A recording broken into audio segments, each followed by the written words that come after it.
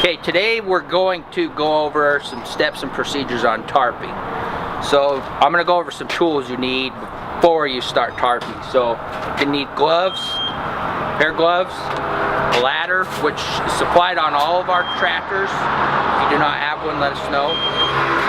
Safety glasses, tarps obviously, and bungee cords and or rope, rubber rope, which we provide in all of our trucks. So let's go ahead and get started. One thing that we need to make sure of is that you're not lifting your tarps up on your load by yourself. Always have a forklift operator or somebody there help lift the tarps up there.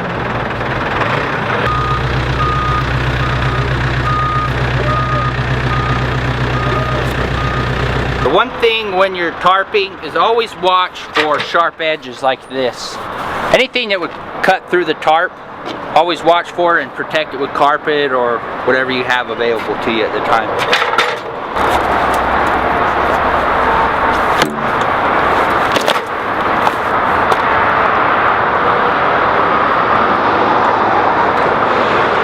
Also, when you're on top of a load like this, always watch your footing. Pay attention to where there's trip hazards, and if there's any fall protection available at the shipper, always use it. Don't try to avoid having to use fall protection.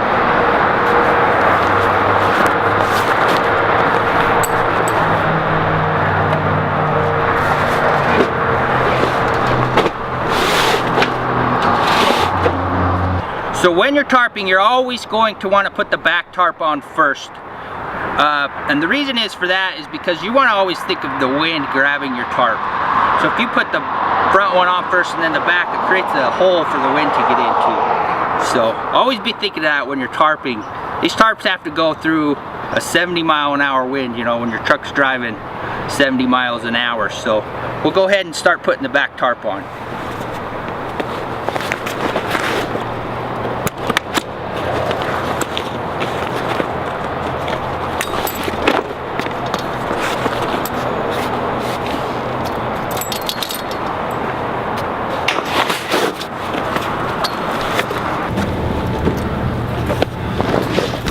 I want to watch out.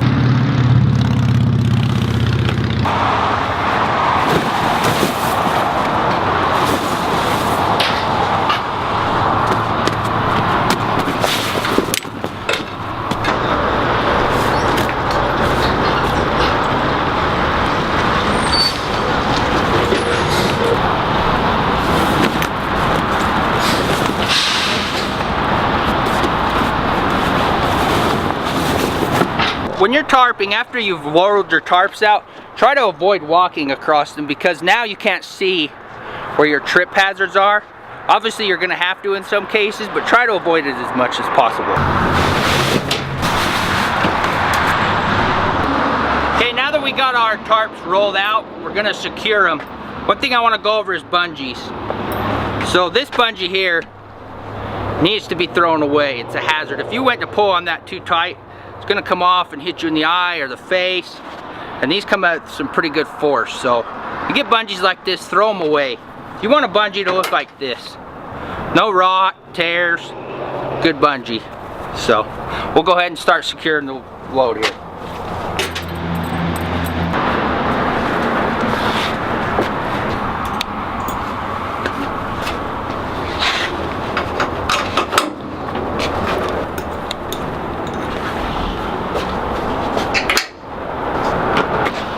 Okay, so on a flap of a tarp, the front is done different than the back. On the back, you're always going to put the flap down first and these corner flaps in last. So I'll go ahead and demonstrate how to do that properly, and then we'll move towards the front.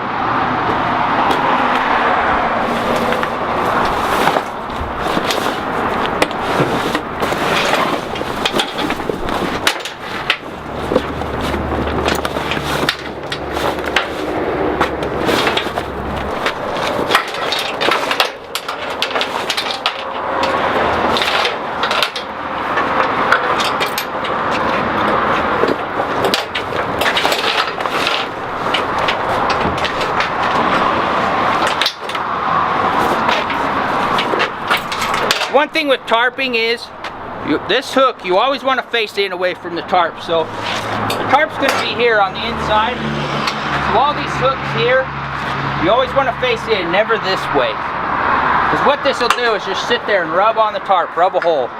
So always face away from the tarp.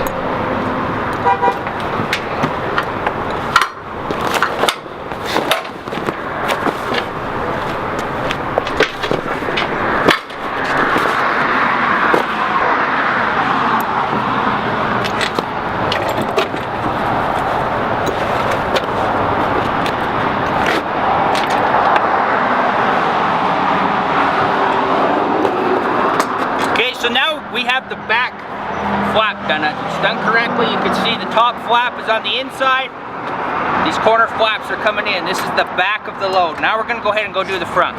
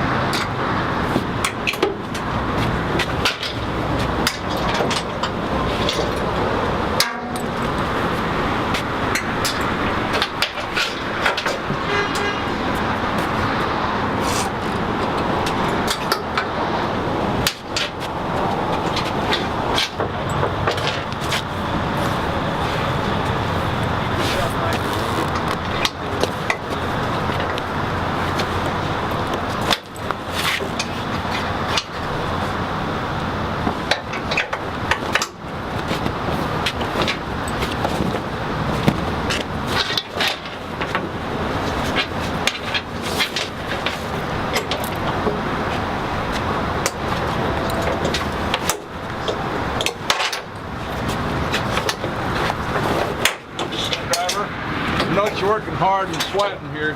Oh, thanks. Keep hydrated. Yep, okay. It's a good idea.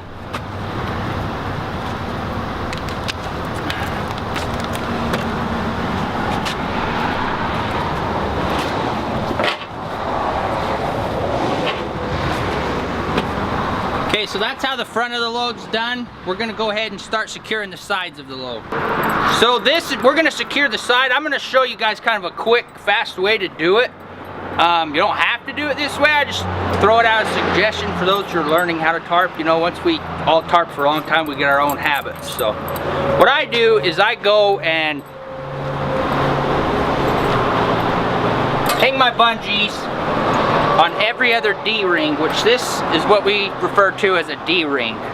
Then you could just go down the side, hook your bungees, and do the same on the other side. Hang your whole tarp with these D-rings instead of trying to wrestle bungees as you're trying to secure them. So we'll go ahead and do that.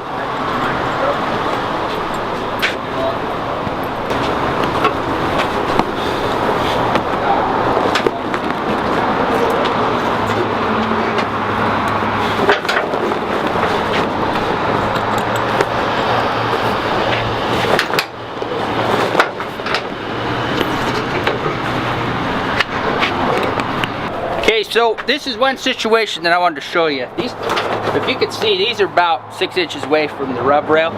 Probably not a good one to hook to. I would go up here, and you might have to go a bungee every D-ring in this situation because you won't be able to stretch them very far.